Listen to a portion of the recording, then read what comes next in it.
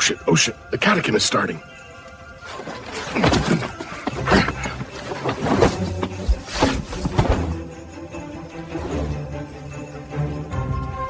Thanks for watching the catechin, and Merry Christmas.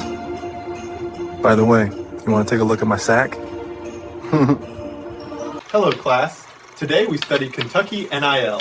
A dollar enters the system, visits JMI, visits 2 circles, helps the budget, and if it survives, finds a player. Isn't science cool? Hey, it's Ryan Scoop Lemon from Kentucky Sports Radio, and it's the Catechin, baby. I can't believe you bought Grandma's gift at an adult store. The name of the place was confusing. A store called Simple Pleasures could mean anything. I love it. Give the gift of simple pleasures this holiday.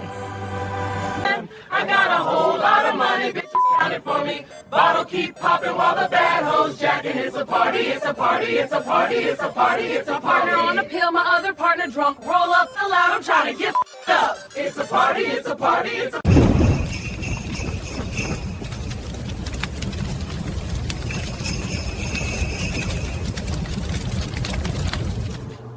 Seems like we both caught each other tonight.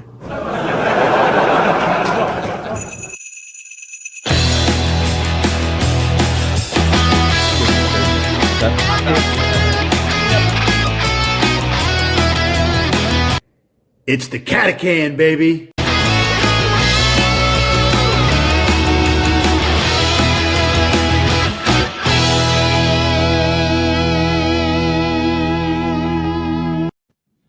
It's the Catechin. Fellas, we finally won one. How are we feeling? How about a win? That felt nice. Forgotten what it's like to beat a power conference team. I think Indiana is definitely the worst power conference team we've played so far.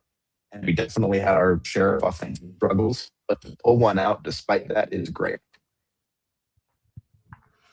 I'll tell you how I feel.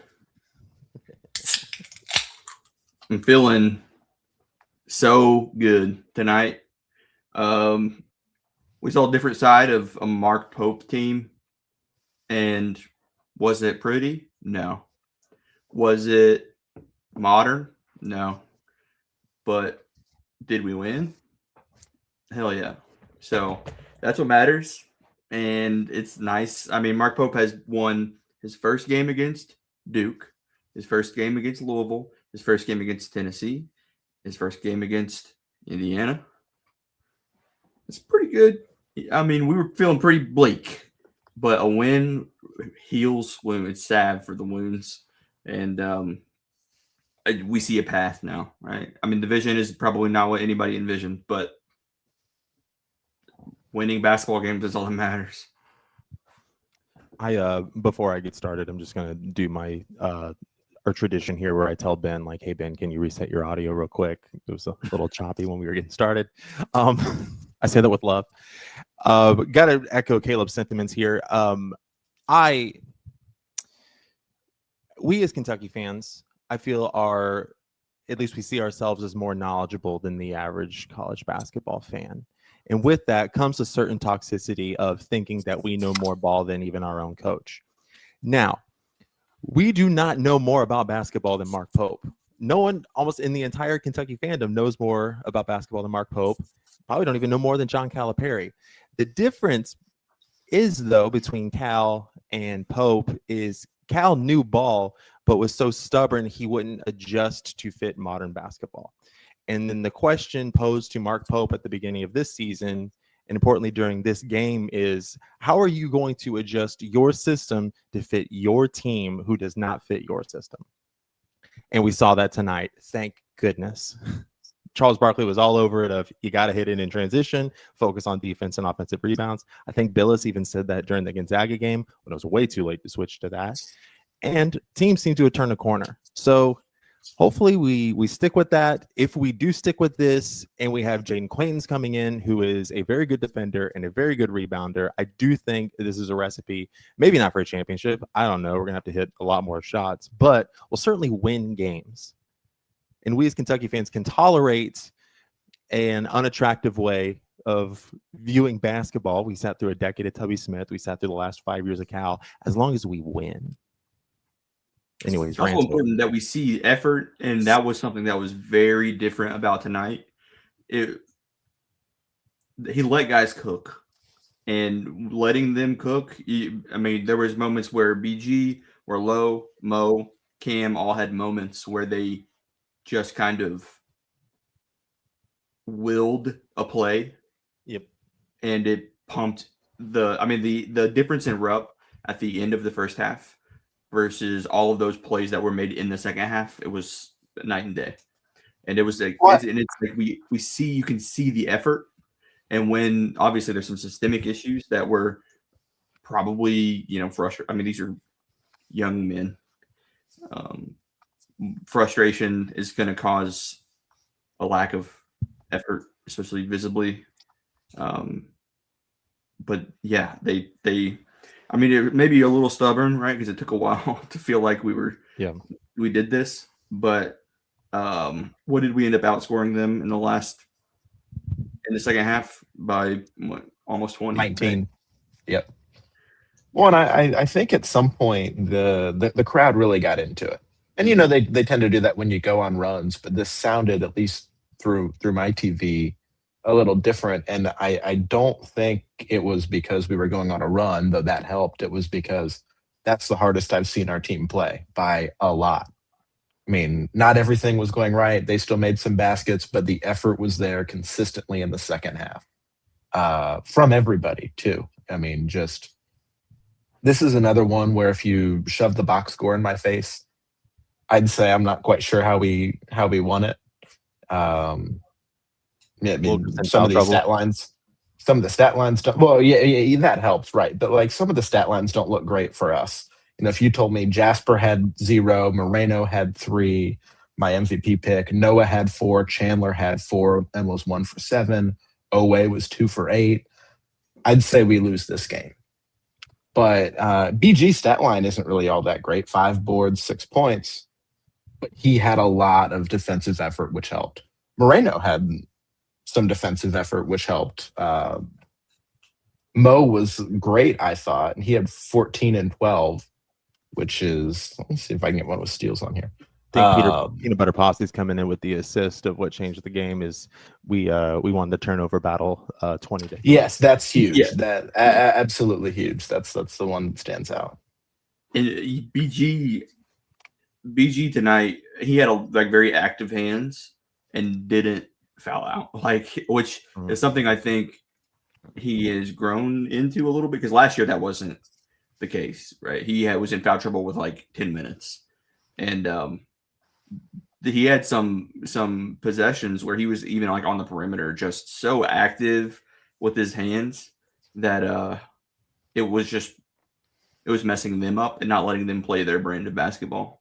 And that's this is what we got to do. It's caveman ball, but we have cavemen, right? And slop them up. This is some Patino ball, right? It's going to be next week, I feel more optimistic about our chances with next week if we play this kind of ball, but it's going to be an ugly basketball game in Atlanta. We're in for a season of rock fights, and I'm okay with that as long as we're winning. It's not even like the offense was pretty to watch in the beginning of this season anyway. No. Last year it was awesome. It feels like, though, if our identity kind of shifts to that sloppy caveman, we are stronger than you type ball, that's going to open up Chandler or Noah for kickouts, and we will see our shooters do better, like they do against shitty teams, right? If we have an identity that we can fall on, but when that identity is misaligned, you get the lack of effort, you get the 10-minute long droughts. I mean, we didn't score a field goal for the first 6 minutes. It felt like it was, or we only scored one for the first 6 minutes. It was brutal. But points are points.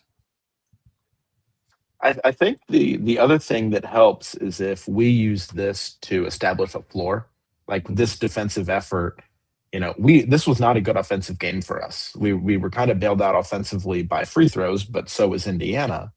But offensively, this was terrible. 20% from three, low volume, sub 40% from two. But if this is our floor, and then we have our nights where we're hot, we have our, and we do have those. If you get those, that can really turn into winning ball games. What was our splits, though, percentage-wise for the second half? Still 2 for 6 from three and 13 for 30 from two, or 13 for 30 from the floor for 43%. Just, still not great. Nah, yeah. This is the portion of the podcast where I encourage everybody to please like and subscribe to the stream. We are dangerously close to 1,000 subs now, at which point I will be getting a catechin tattoo on my body. And what the hell, if we do it sometime soon, I'll let the chat pick where I get it, as long as it is not on my neck or face. Also, our lovely friend Ben here wrote an article on the Kentucky JMI situation. That article is awesome, and it is in the description of the show. We'll be back midweek to cover more thoroughly the Kentucky JMI situation. Also, have to say, our buddy Ben here, I think, has done a better job than anybody else you'll find in UK media of covering the JMI situation. We got our best guy on it. Back to the game. I have to say, the way this one started off, it felt like a rerun of the games we've seen before. And I do feel like the difference maker in this game was Mo Diabate. Absolutely. Yeah. I think we win the North Carolina game if Mo was playing. Yeah. He has a will that just takes over. And we went 13 from 13 of 30 from the field or whatever in the second half. But it felt like there were so many offensive rebound putbacks that the crowd you don't lose the crowd, you don't lose the energy, you don't get cooked on transition offense. It slows the game to your pace. And that was all Mo just saying, I'm bigger than you, I'm stronger than you, I'm better than you, and executing like he was. You got to let him. I don't know what he said before the Louisville game that was so heinous that the team had to get a talking to, but you got to let him make terroristic threats or whatever. It was Mo looking like he looked in the transfer footage, like the highlight reel.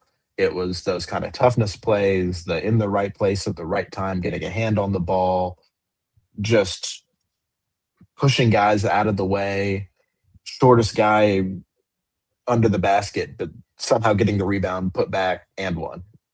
Just that kind of ball is what we need from him. And the haters are going to not like this. The people that have been real negative are going to not like this. But we won by a decent margin against a power conference team in maybe the first power conference game where we've had both Mo and Lowe healthy. Mm-hmm. And I think that's a big thing. Pope said this week he had everybody back at practice. That made a huge difference. And obviously still a flawed team. Not saying that things are great, because the offense really struggled at times in this game. But we won. There it is. Lowe feels like a really good point guard for a sloppy ass team. And that was apparent tonight in the second half. You say that. Why do you say that he's a good point guard for a sloppy team? What do you think about Lowe do you equate with the adjective sloppy? It's the penetration, him getting to the paint. Yeah. Him getting to the paint and being able to almost disrupt the defense that way. And kind of throw it out of sorts and give the athletes around him the opportunity to make plays around the rim, I think. And just the last, he's been hurt, but since he's come back from injury, it's still, even though he's the faster point guard, It didn't feel like they were getting into the flow because those threes weren't falling, or we weren't getting like the spacing that we needed or whatever. It just didn't work. And with Lowe just kind of, I mean, he's the only guy that can dribble. Yeah. I mean, And, our only other option is watching Aberdeen dribble around for about 45 minutes of the entire game, I'd say, or Colin Chandler, who literally can't handle the ball. So yeah. Give me Colin, I don't know if there's some kind of confidence thing with Colin, but he hasn't been taking shots. Not like he doesn't. Something is weird, and I don't know if it's just him playing out of position or what, but it's been a little weird. It also must be very difficult for this team with the health issues that have been plaguing them all year. It's probably hard to catch any sort of flow, even if you are healthy, because your role and your position is constantly changing, all within the first 10 games of the year. Yeah. I would also like to say Cam Williams must play. He is such a help defensively. Night and day when like Noah got cooked by Nepo baby DeVries or whatever. And it was, and then you have Cam like bite on a shot fake and still get back and block a three. Like you can't not use that in this kind of boxing match of a game.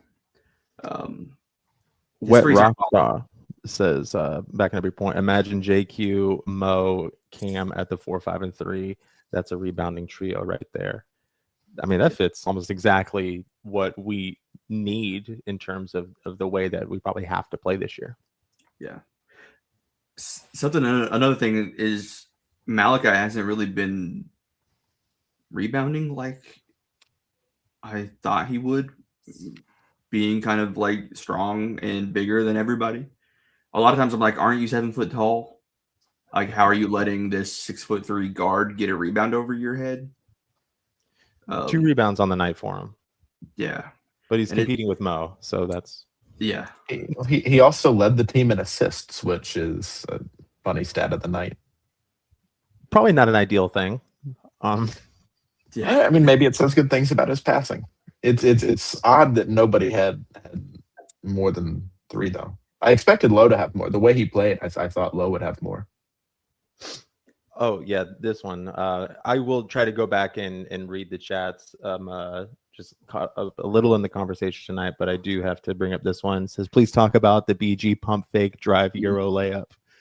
I immediately changed my Discord handle back to a BG-based one as soon as that happened. I was like, like Mark Pope saw this happen in one practice at some point, and that's why BG plays so much. Yeah. It was beautiful. There's a note in the comments too. Aberdeen was -6. He has to come off the bench. I think one of the issues that Pope is having is that, yeah, you can say that about this game, but after the Louisville game where he had 26, you'd say, man, Aberdeen has to play every minute for this team to be good. And when you have those conflicting signals, when you have he saw BG do this in practice and it looked great, and now that's why he plays, or when you have all of that, it's tough to really make lineup decisions. I mean, you can sit there and say, yeah, this will work, but when everyone is showing flashes, and we've been incredibly inconsistent, and people have been showing their flashes in different situations, not even consistently, it's tough to have good takeaways from that you can apply to future games. I think Aberdeen plays his best ball in the exact same role that Otega Owe plays his best ball. And that is hard to make lineup decisions with. And at that point, I'd almost just rather play Otega. Yeah. How good are we feeling tonight? Are we feeling good enough to do an ad read, and I can get one up for you guys? Or do we push it off? Do Is it a either one of DB? you feel up for reading one? Or do we wait for Let's wait till Raph's back. Oh wow. Wow, nobody wants to read my hands. Fine, we can. We should haze Raph. Good call. Good call. We are a pro hazing podcast. For legal reasons, we are not a pro hazing podcast. I'm gonna let you guys riff for a little bit, and I'm gonna look through the comments for some good stuff. If you guys, normally I have somewhere else to pivot to, but I don't. Do you want me to give you something to throw out there? Jasper Johnson. Yeah. I really thought Pope did a good job of not changing the lineup in the second half. That's when you would have had more Jasper, or you would have had whoever, but like 17-2 run, don't freaking get cute. He did briefly take Mo out, and everyone is like, "What the hell, dude? He's taking over this game." And then I don't know if there was a TV timeout right after that or what, but he put him back in, so maybe he was just buying him a second. But everyone's like, "No, absolutely." If there's one guy that needs to be in the game now, it's Diabate, the guy who's putting the team on his back. Yeah, and I think Jared, I think you said that this team should play in Air Force Ones. Yeah, all black Air Force Ones. I think then like the 85 Nike Dunk highs, I think that they should have to wear high tops. And then Mo has to have like the fullback ankle tape.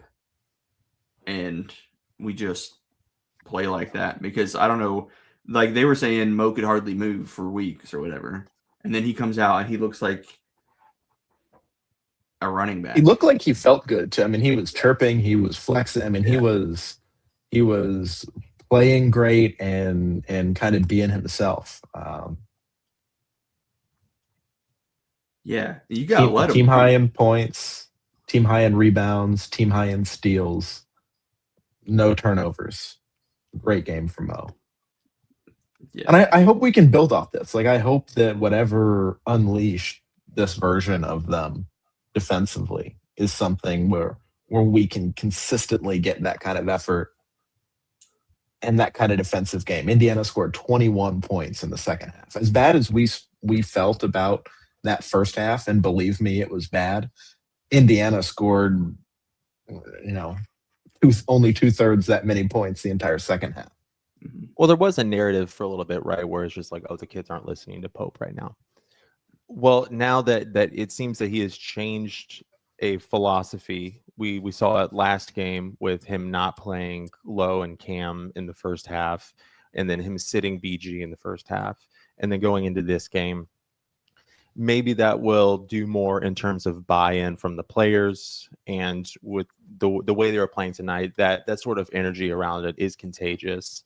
And when you have some players doing that, as we saw tonight, for the most part near the end, especially with Mo, where Pope seems more reticent to sort of ride the hot hand going into it. I think Mo coming in maybe for a little bit at the end of the half and then coming right back in was probably just more for him catching a breather, and he's coming off an injury.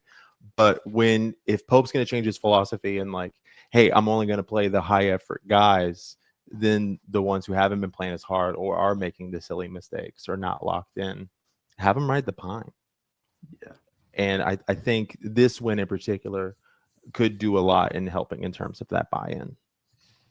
Yeah. I think a win will do a lot in terms of helping with buy-in against a team with a pulse.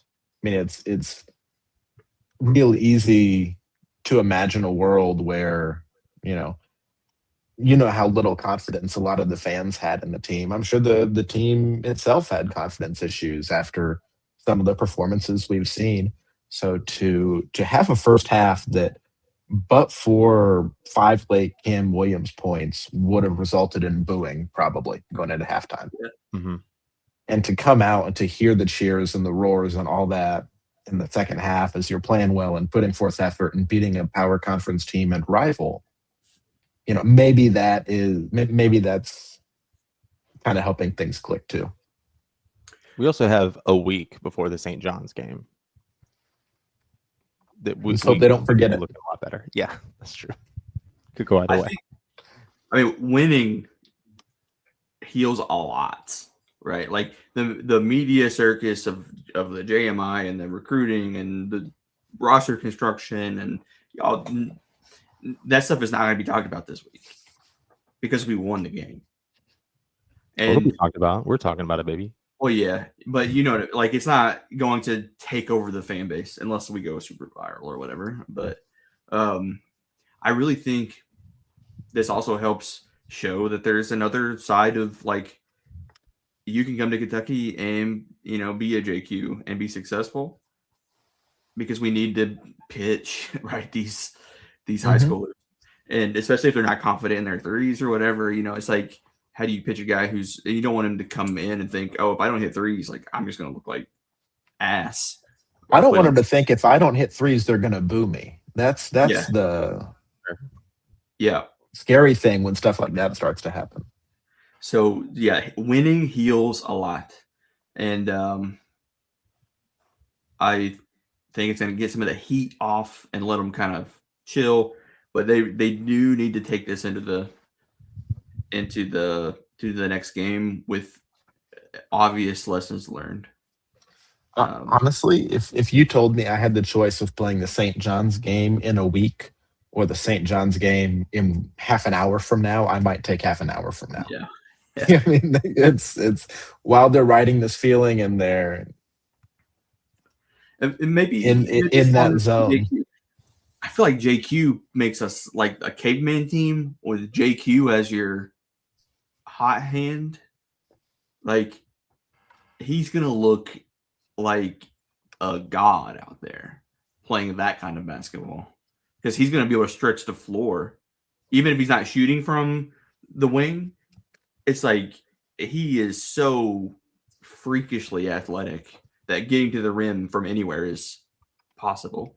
So it's like there's going to be some incredible tape, and like all of that kind of stuff just helps sell yourself as a coach who can develop players of these kind of roles, and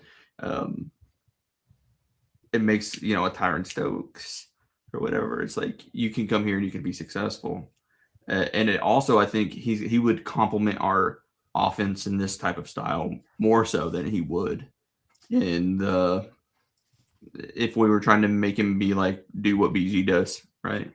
Yep. Also with JQ and Mo down low, didn't mean to rhyme. With those two as our bigs, I'm not sure that there's a stronger or tougher two big men that you could run into in college basketball than those two. So if we're not going to make shots, then let's beat them up. Let's have a little shit to our game. That could be fun. Yeah. Play big. We should play JQ, Mo, BG, Malachi, and Low, and just the ultimate Cal lineup. I did have a take tonight that I thought Caleb would be proud of, is that my ideal lineup would just be 5 Brandon Garrisons. Yeah. There was a point in tonight's game where like that would have probably been the optimal lineup. I mean, it just seemed like they put stuff together in the second half that I would have loved to have been a fly on the wall in the locker room at halftime because something changed just between the two halves. Yeah. They all went back and rewatched BG's drive like 3 times probably. And that's just what happened. And then, because that O-way to BG alley-oop, there's like 2.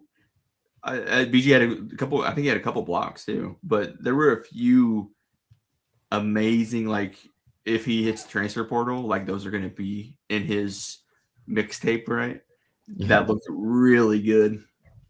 It'll be so. Caleb's gonna rewatch that like people do the Tavon Austin highlights for college football. Yeah, it's gonna add to my. I'm gonna have more in my favorites folder to bring out. I do have some. I have sampled a few chats that we had. there doesn't seem to be any order to them. So I think we're just going to grab bag it. And if you guys have any more takes or thoughts on the game, throw them in the chat, and we'll circle back to you before we head out of here tonight. First one, New Boot Goofin. We have 2 serviceable point guards. We have to have 2 serviceable point guards next season. We can't do this again for the 3rd year in a row. Yeah, that's true. Well, I think there we tried, and we had a Caden Lewis ready to go until we didn't. Duck and smoke. I feel like we were trying to say like, oh, Aberdeen can be the backup point guard, but that was always a square peg in a round hole, and that just isn't going to work. But it's stick and move, I guess. Nothing we could do now. Peanut Butter Posse. Mo brought the right vibes. As a team of followers, one thing works and everybody starts doing that one thing. I'll take it. He also says my biggest my biggest gripe was Lowe not kicking out to wide open shooters. Maybe Pope told them to stop the threes. I don't know. Wouldn't be the worst call. Yeah. I do think that's a fair criticism. I think that's something we haven't been great at all season. I don't think it's Owe's strength. I don't think it's it should be Lowe's strength. But I think it's tough when we don't do that because they just clog the paint. Yeah. Also, who are we kicking out to though? You know, are we kicking out to Ortega? Well, the problem is that every one of Lowe, Chandler, Ortega, Mo, and Cam are perfectly willing to drive into a clogged paint and just throw, and Aberdeen, and throw one up. Like it's not like they say, "Hey, this is going to be a bad shot. I shouldn't take it." They're just going to try to score. Which, by the way, I didn't mind that, especially in the first half, because then you're kind of playing like a war of an attrition for the second half. So we were just racking up the fouls in the first. I was cool with it. We weren't hitting the free throws. That's fine when they call fouls like that, but I mean, Aberdeen had a couple where he just threw the ball up. So some of them it went farther away from the bat. I mean, it was going towards the free throw line.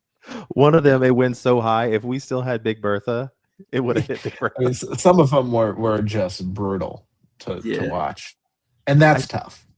I think they did boo on one of the Aberdeen ones where he just threw it really high in the air. Somebody said there was a lot of egregious contact, and they were actually booing the refs for not calling a foul. but it's believable they booed the attempt because it was pretty bad. Yeah, but and I think what it boils down to is Lowe is obviously more than willing to establish that like paint offense as the identity of the offense. And apparently our guys have to be open to feel confident to shoot a three. I don't know what was that system that they implement? Like didn't they have some kind of system where it was like the more in the center of the hoop that you hit, the more points you got or something? I wonder if that like messed up some shots or something. Because we are at a statistically significant amount of air balls. Oh yeah, from their usual. I don't know what it is. Something's weird about because Cam was hitting 40% of his threes last year on high volume. Yep. I do think that the air balls are still puzzling. Mm-hmm. And it's not isolated to one or two guys. Noah has airballed a couple. Cam airballs often. Aberdeen airballs a ton. Owe has airball. I mean, everybody.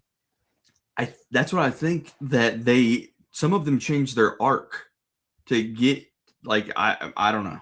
I'm just I know that you know a system that tells them proper depth, proper whatever it considers to be the perfect shot. So they do aim for that. But yeah, I think there's something to that. I actually think that might be the most likely scenario as to the explanation for the air balls. But also, I mean, a ton of places use that system. Colleges all over, NBA teams. It's not like we're unique in using that. We used it last year and didn't have this problem, so I don't know. Who's our shooting coach? You need to hire that lethal shooter guy from Instagram. That's who you should get. We have a rifle team that's pretty good, right? Some good shooters on that team. Oh, speaking of obscure sports, I watched the volleyball game against Creighton, and it's a very fun sport to watch. That is a good product. I think there are some that would object to characterization of volleyball as obscure. Yeah.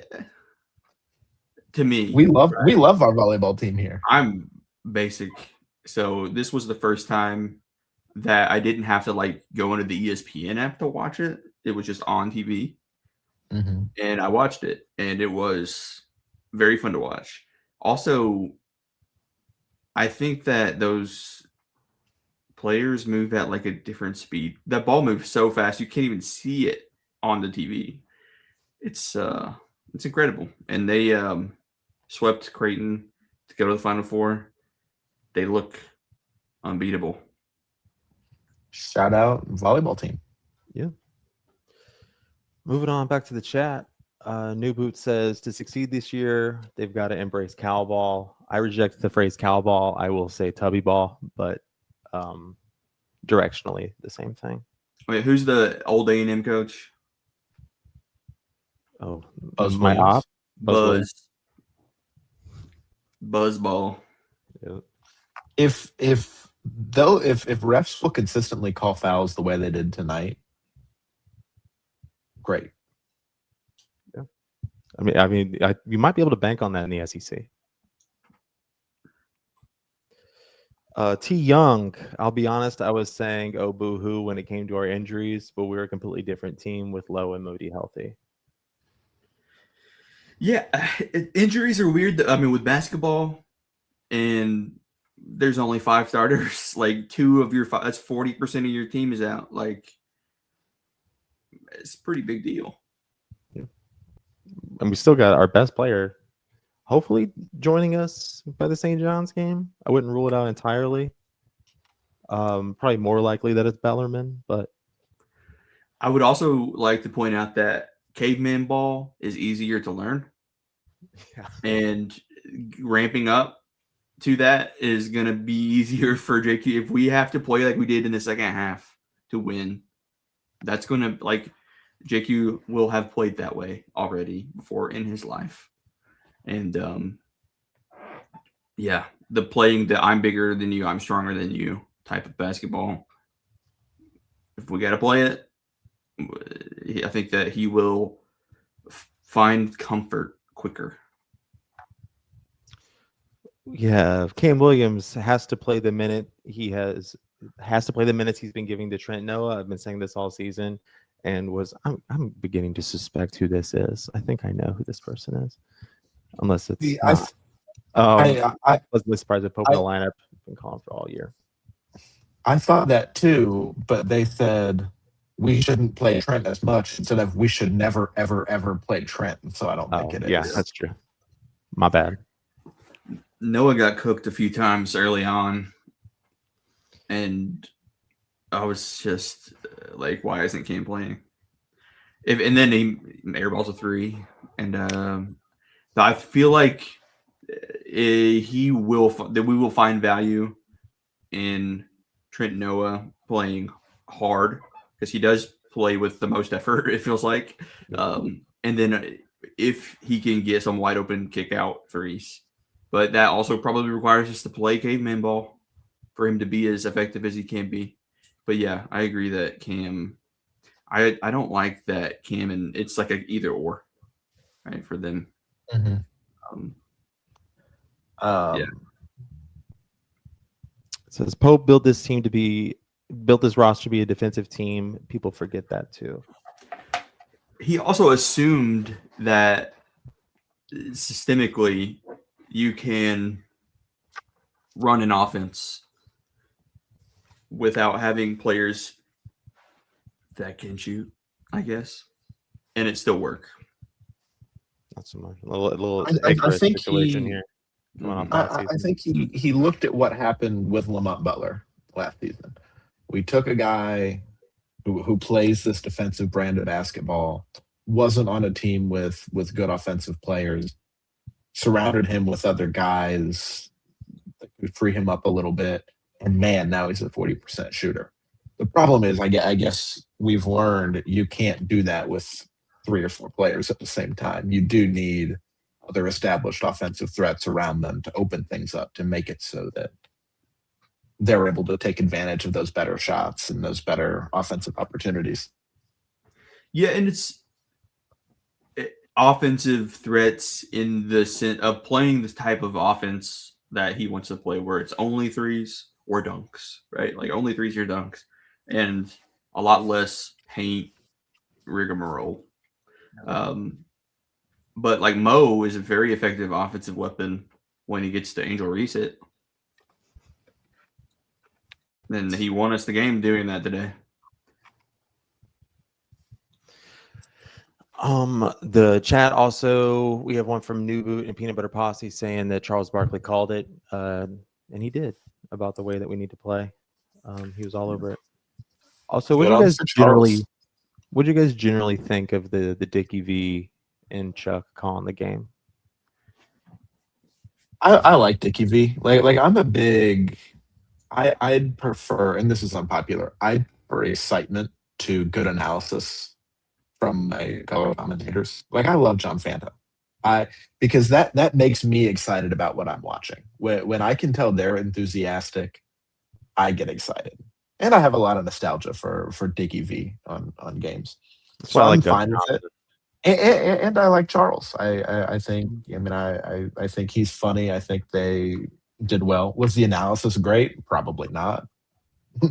They were talking about the Colts. Yeah, the Daniel Jones situation during the game. They also were talking about, like, it was early on, like in the first few minutes, Indiana had a guy get carried off the floor that they didn't address it at all. I was like, who is this? They were talking about Notre Dame missing the playoff. Yeah. And then also Charles Barkley needs to get some better glue for his teeth. Buddy's teeth are trying to fall out all game long, and you can hear it. I also don't know that they referenced the foul trouble for Indiana at all in the first half. Like I don't think anyone said it till Tom Crean at the halftime check-in. So I mean, definitely some deficiency there in terms of getting a well-called game. But I like both of them, and I'm not going to complain about a game in which Charles Barkley calls Shaq a fat ass on live TV. He cussed a few times today. It was fun.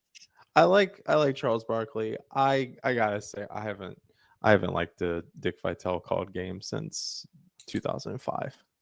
Yeah, really, I think when the diaper dandy thing started, it became really frustrating because that was just so overused, and especially in the Cal years, we always had a bunch of one and dones, and he would always over and over and over again refer to them as diaper dandies, and that bugged me.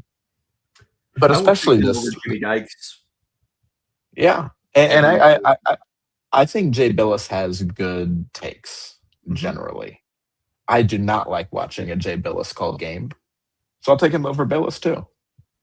You don't like watching Billis go take an ice cream to Slurp Town in the middle of the game? I do think it's incredibly funny what that has become. But no, I just he spends all this time talking about how the rules need to change, and that annoys me. I'd rather talk about Shaq or Dickie V's foundation or. I got frustrated. Go ahead, buddy. The Leitner was one of the greatest college basketball players of all time. The Watt for sure. Like there were too many. It's like I know rage baiting Kentucky fans is like a surefire way to get content. We do it, right? I mean, Chuck knows what he's doing. He went to Auburn. It's not like he likes Kentucky. So, yeah, that kind of stuff. It's like ESPN. It's just why doesn't Nike just give us recruits like they do to Duke? Because our fan base reacts to negativity a lot more so than other fan bases. It's just like easy to get traction. Don't know. I'm gonna go back and check the chat. Oh yeah, also no Yelovich tonight. What'd you guys think of that? Somebody said he was sick. I don't know. Not sure if that's true. I do think if the alternative is more Yelovich, less Mo, that isn't good tonight. And maybe that's going to be the case if Mo has unleashed this version of himself, which is unfortunate because I mean he certainly hasn't hit anything this season, right? But I think he has played well in spurts, and I think he's fun to watch, and think he could very easily be a contributing member of this team. If JQ comes back and BG is playing well, and Mo is playing well, and Malachi is playing well and developing. And maybe sometimes we play Cam at the 4. Now the front court looks really, really crowded. Yep. Yeah. And I think it hurts him that he hasn't necessarily pieced together a great game yet. BG so frustrating. He gets sat last game, and it's very easy to write him off. I mean, even we did here, and we're the biggest BG leavers that the internet has to offer. And even we were like, okay, we can finally be done with the whole BG experiment come conference play. And then he has a game like this, and then he reminds us why we fell in love with him in the first place. And I'm back. He's just his tongue's wagging, running down the court, and be still my heart. If is he gonna put up a dud against St. John's? You bet your ass he will. But then he's gonna ball out against Bellarmine. One of the things that I've sort of defended Pope a lot in his press conferences when people are complaining about his undying positivity. And when he says BG, he's not going to throw him under the bus. He's our second most offensive player by some obscure metric, just so I don't say anything bad. And then this, after he benched him for not trying, and he said he won every sprint all week long. He worked his ass off. You kind of discount some of that because you think it's more of that, I'm just going to be nice. Like that's an easy throwaway thing. No one will disprove. But then he comes out and plays like this, and you think, well, maybe we've broken through. So I don't know. I'm not quite getting my hopes up there yet, but Caleb, I'm more of an IE. I'm more of an IE BG lever tonight than an EA. That's for sure. I'm all the way back in. Caleb's ready to put a ring on it. Yeah. I thought that 3 was going to go down in the first half. It looks good every time. They leave him way open. His shot form looks good. I don't hate him taking those. Some people get pissed off. It doesn't bother me, especially if he's open. Am I thinking of the play you're thinking about? Because it was just Aberdeen or Low. I can't remember which one. I feel like it was Aberdeen, where he was just going full ISO, and then everybody just spaces out, and then he just catches BG at the top of the line, and BG missed it, and that's where Cam did the whole out of bounds play to get us the ball back. Yeah. Is that the play? I think so, yeah. I thought it was a frustrating possession, but I didn't hate the shot. Yeah. One more. Yeah. One more note on the commentary. I get so frustrated and it's usually old men who played basketball a different way are commenting, and they see a 45% 3-point shooter take an open shot in transition. And if it misses, they inevitably say, that's not the shot you wanted. That's a bad shot. It's like, no, it isn't. That's his game. He is a shooter. He was wide open. It was fluid. Just because it missed, it wasn't a bad shot. And then you have Lamar Wilkerson taking a shot with 3 different guys' hands in his face, and he misses. But because it's late in the shot clock, they're like, oh, that was good. It just should have gone in and didn't. And it's like, no, a 3 isn't good or bad just depending on what the shot clock is. It's so much more situational than that. And it's so frustrating to hear them just look at that one factor, be like, well, it was early. They could have waited, been more patient, got something better. Yeah. That does drive me crazy. I don't think John Fanta would ever do that. No, He wouldn't hurt us. So damn excited. Yeah. I mean, the energy is just so high. That's what I want.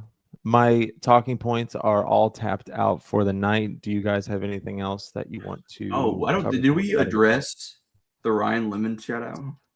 Oh yeah, big thank you to Ryan Lemon for shooting that video for the show. He still has a few cameos left this holiday season, so make sure you go to Ryan Lemon. The video was the full uncut video is awesome because he gave me multiple takes and he said, hope that's good. If not, we'll try it again. Ryan could not have been more of a pleasure to work with there. Big thanks to him. I did not expect him to say yes. And Shannon the Dude and Mario can expect me in their inbox very soon. That's awesome. That was a great surprise. I was sitting there. We have a group chat in our studio back in that you guys can't see. The only message in there, we never use it, is me, all caps, no way. Yeah, that's I was like, is that Sora? It's like, no, that's right. That's like legitimately, because I mean he filmed it vertically, right? Sure did. Perfect. Did he say Catacan? Yes, he did. It was perfect. No notes. He said, hope that was good. If not, we'll try again. And I said, Ryan, this is fantastic. Thank you so much. I love it. All right, everybody. Thank you so much for joining the Catechin. Please read Ben's article in the description. We will be back midweek to cover the JMI UK NIL situation. Way too many acronyms in that sentence. If you have any questions about the article, put them in the comments whenever I assume we'll get together this week and try and do an explainer. But if you've got questions, let me know and I'll try to answer them. Let's go. All right, everybody. Thank you for joining the Catechin. For Ben, for Caleb, I'm Jared. And go Cats. Go Cats. Go Cats. We won. Hey, time out.